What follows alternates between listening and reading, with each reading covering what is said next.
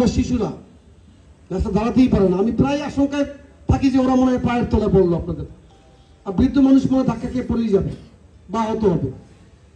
এটা না করলে কি হয় না? আমাকে একা একা একটু মানুষের সাথে দেখা করার সুযোগ করে দেন, কারণ আমি তো প্রার্থী হিসাবে নতুন, মানুষ হিসাবে যদিও পুরনো, কারণ আজ থেকে 55 বছর আগের মানুষ আমি এই অঞ্চলের, এটা ঠিক আছে, কিন্তু প্রার্থী হিসাবে নতুন, কারণ 55 বছর আগে আমার জন্ম হয়েছিল এই অঞ্চলে। আমি এখানে প্রাইমারিতে পড়েছি, এখানে ইদারা আরবি পড়েছি, হাই স্কুলে লেখাপড়া করেছি। তারপরে আমি এই অঞ্চল থেকে ঢাকায় গিয়েছি।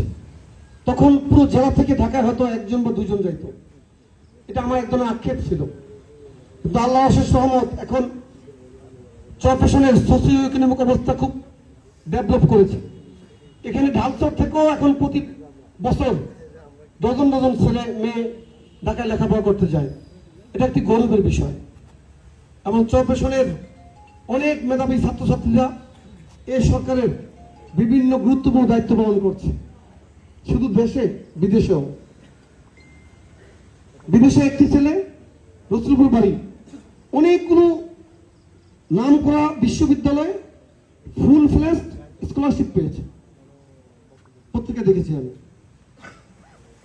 আমাদের এক মেজর, সাবেক মেজর ফারুক, তিনিও বিএনপি করতেন, ওনার মেয়ে অক্সফোর্ডে ছাত্র প্রতিনিধিদের সভাপতিত্ব করছে। তো আপনারা কেন পারবেন না? আমি তো গৌরব বোধ করি যখন ঢাকায় কেউ এসে বলে যে ভাই আমি এই প্রতিষ্ঠানে চাকরি করি, আমার বাড়ি চরফ্যাশন। আমার কাছে ভালো লাগে এই জন্য যে চরফ্যাশনের মানুষ উত্তর উন্নতি লাভ করছে। কিন্তু আমরা এখনো যদি সেই চরফ্যাশনেই বসে থাকি, মাদকের আখড়ার মধ্যে, চায়ের স্টলে কিংবা বেতুয়া ঘাটে গিয়ে আমরা রাত্রে 1টার সময় আড্ডা দিতেছি, নৌবাহিনী আমাদেরকে পিটিয়ে আহত করে দিচ্ছে। 1টার সময় ওখানে কি কাজ? 1টার সময় ছাত্রদের বেতুয়া ঘাটে কি কাজ ভাই?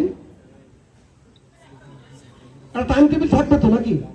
ঘুরতে যাবেন, বিকেলে যান, সন্ধ্যা পর বাসায় ফিরেন, লেখাপড়া করেন। আবার আমাকে বলেন যে এই যে এদেরকে মারছে, একটু খবর নেন, মারলো কেন?